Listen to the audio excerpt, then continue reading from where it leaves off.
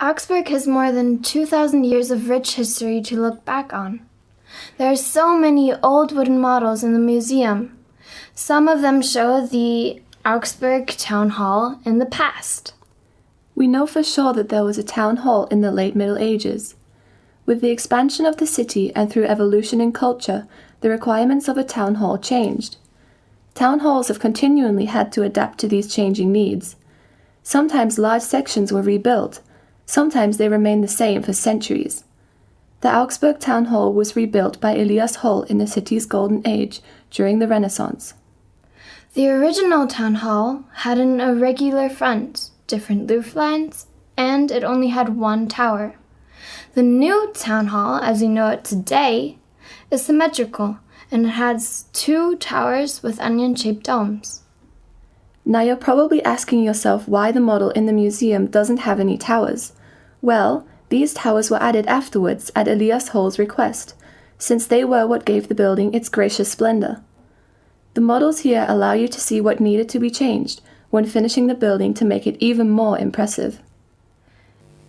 In all cultures, models have always been used to allow the average citizen, who's not an architect, to visualize the final product.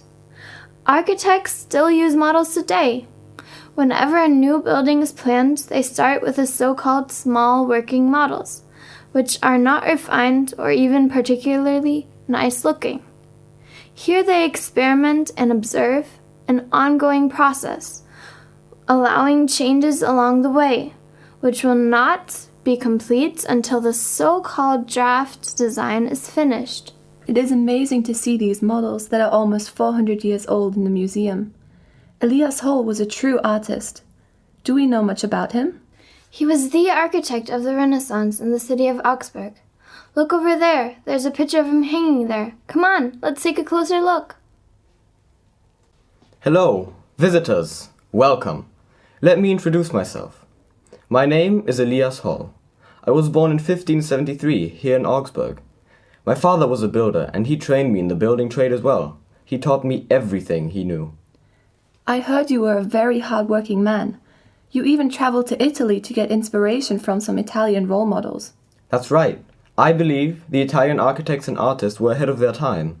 Today, they would be considered real trendsetters. By 1602, my hard work had earned me the position of the Werkmeister, or foreman of Augsburg. It was a tremendous honor, you know. It's again because you became a Protestant. That's true, sadly. I was demoted to the role of city geometer just because I had changed my faith. That seems ridiculous, but the town hall looks so amazing. What else did you build in Augsburg? I was responsible for the Zeughaus, which is the city's arsenal, and built the two gates, Wertachbrücker Tor and Rotes Tor. I also redesigned the Perlachturm. I was very proud of that tower, yes, and much more. I've heard of all of these. Your buildings are still important landmarks in the city of Augsburg today.